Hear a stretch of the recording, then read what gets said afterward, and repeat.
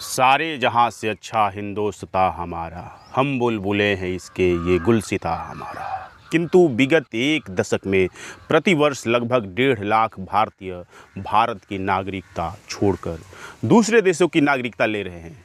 ये गुलिस्तान छोड़कर जा रहे हैं। वे जिन देशों की नागरिकता ले रहे हैं, इनमें उनकी पहली पसंद अमेरिका, दूसरा कनाडा, तीसरा ऑस्ट्रेलिया, चौथा ब्रिटेन, पांचवा इटली, छठवां न्यूजीलैंड, नौवां सिंगापुर, 10वां जर्मनी और स्वीडन है।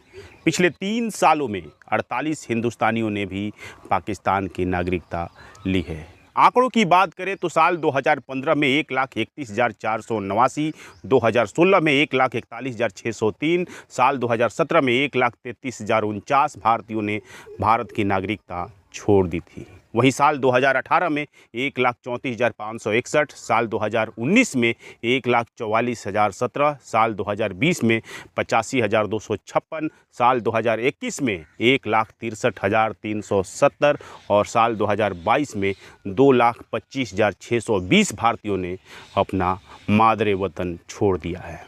2011 से अब तक कुल 16,63,440 भारतीय अपना मुल्क छोड़ करके दूसरे देशों की नागरिकता ले चुके हैं।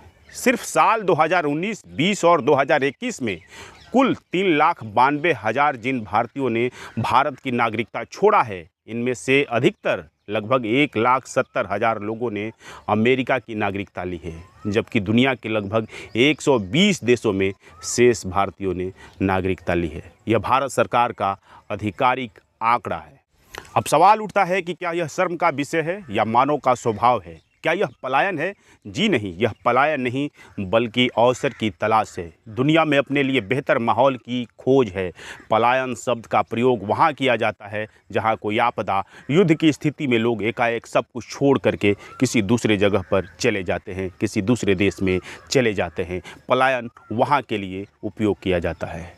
भारत के मुकाबले यूरोप में रहन सहन, घूमना फिरना, आज़ादी, बोलने की आज़ादी, लिखने की आज़ादी, घूमने की आज़ादी, यह सब आसान है। शिक्षा, कमाई और जॉब के बेहतर अवसर हैं, इसलिए लोग एक देश से दूसरे देशों में जा रहे हैं। ऐसा करने वाले लोगों में अमेरिका और ब्रिटेन के लोग भी हैं। हालांकि इनकी संख्या कम है, लेकिन ये लोग भी अपना देश छोड़ते हैं। यह सत्य है, यह आंकड़े हैं। मानव के लिखित इतिहास में कोलंबस ने पहली बार अपनी व्यापार की संभावनाओं के लिए किसी द्वीप की तलाश करने निकलता है और वो अमेरिका पहुँचता है। फिर वास्को डी गामा ने भारत की खोज कर बाकी दुनिया से संपर्क साधने में महत्वपूर्ण भूमिका निभाई थी।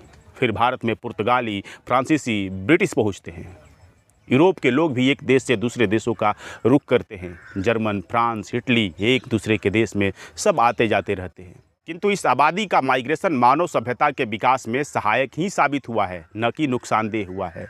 जनसंख्या का माइग्रेट करना कोई शर्म की बात नहीं है। यह ज़रूरतों के अनुसार संभावनाओं की तलाश के लिए जनसंख्या के दबाव के कारण निरंतर होते रहता है। किसी भी देश में वर्कफोर्स की मांग, कुशल लोगों की दरकार प्रवासियों का आगमन सुनिश्चित करती है, उन्हें निमंत्रण देती है। इतिहास गवाह है कि दुनिया के नए क्षेत्रों पर कब्जा, नए लोगों से संपर्क स्थापित करने, सांस्कृतिक संबंधों, व्यापार, तकनीक और विज्ञान के कारण भी जनसंख्या का स्थानांतरण होते रहता है। इसलिए इसमें शर्म जैसी कोई बात नहीं है, यह मानव का स्वभाव है। जब एक समुदाय से दूसरे समुदाय के लोग मिलते हैं तो कई प्रकार के रिश्ते बनते हैं। शादी विवाह जैसे रिश्ते भी स्थापित होते हैं, यह भी स्वाभाविक है। जिससे जेनेटिक डाइवर्सिटी किसी भी समाज में आती है और दुनिया के किसी भी देश के लिए जेनेटिक डाइवर्सिटी बेहतर स्थिति होती है। कभी अफ्रीका से लेकर के दक्षिण एशिया में मानव जाति का आगमन हो या आर्यंस का भारत भूमि पर आना हो, शक, हूण, तुर्क, मंगोल, फिर अफगान तक भारत भूमि पर आते हैं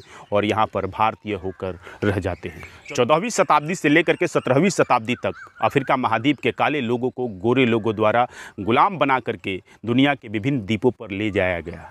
अमेरिका में कभी काले लोग ही थे, लेकिन वहाँ पर गोरे लोग पहुँचते हैं। फिर आजकल एशियन लोग भी पहुँच रहे हैं। एक शोध के मुताबिक दुनिया भर में लगभग प्रतिवर्ष 3 मिलियन माइग्रेशन हो रहा है। दुनिया के 290 मिलियन यानी 3.7% लोग प्रवासी हैं। इंटरनेशनल माइग्रेशंस 2020 रिपोर्ट के मुताबिक साल 2020 तक भारत के 1 करोड़ 80 लाख लोग देश से बाहर रह रहे थे। उसी तरह मैक्सिको के लगभग 1 करोड़ 10 लाख लोग, रूस के भी लगभग 1 करोड़ 10 लाख लोग, चीन के 1 करोड़ और सीरिया के 80 लाख लोग अपने वतन छोड़कर दूसरे देशों में रह रहे हैं। इनमें से अधिकांशतः अपनी रोजी रोटी, बेहतर अवसर की तलाश के लिए रह रहे हैं। सीरिया के लोग तो वहाँ पर युद्ध में जो त्रासदी आई है उसके कारण से बहुत सारे लोग अपना वतन छोड़ चुके हैं। भारत से बाहर गए मजदूर हों या साइंटिस्ट हों, डॉक्टर हों या इंजीनियर हों, सॉफ्टवेयर इंजीनियर हों या उद्योगपति हों, ये वही लोग हैं जिनके ब्रेन कैपिटल का निर्माण भारत में हुआ है। किंतु अब ये देश छोड़ रहे हैं तो सिर्फ इसे भारत की कमियों के रूप में नहीं देखा जाना चाहिए। ये भारत को विदेशी मुद्रा भी भेज रहे हैं, दुनिया भर में रहकर भारतवंशियों का झंडा भी बुलंद कर रहे हैं। सच यह है कि आज दक्षिण एशिया का कोई भी देश यूरोप की बराबरी नहीं कर सकता है, लिहाजा ये लोग अन्य देशों की तरफ रुख करेंगे ही। यह स्वाभाविक है, यह मानव का स्वभाव है। किंतु समाज में एक ऐसा वर्ग हमेशा से रहा है जो सुपीरियरिटी सिंड्रोम से ग्रस्त रहा है। यह दक्षिण एशिया में भी है, यूरोप में भी है, जो कहता है कि आप हमारे देश में क्यों आए हैं, आप हमारे यहाँ आए हैं तो भाई आप हीन हैं और हम श्रेष्ठ हैं। अब आते हैं बिहार पर, यूपी पर, छत्तीसगढ़, झारखंड के माइग्रेशन पर। भारत के अंदर में एक राज्य से दूसरे राज्य के अंदर में जो माइग्रेशन हो रहा है उस पर। सुपीरियरिटी सिंड्रोम से ग्रस्त लोग एक ही देश में एक क्षेत्र से दूसरे क्षेत्र में जाने वाले लोगों को लेकर के हीन भावना रखते हैं, किंतु यह नहीं होना चाहिए था। मानव का इतिहास माइग्रेशन का इतिहास भी है। मानव सभ्यता में माइग्रेशन एक निरंतर घटना है, यह दुनिया में हमेशा से होते रहा है, किंतु यह लोगों को समझ में नहीं आ रहा है। तो यह शर्मनाक उनके लिए है, न कि जो लोग माइग्रेट करके कहीं अवसर की तलाश के लिए जाते हैं। आज के वीडियो में इतना ही, शेष फिर कभी।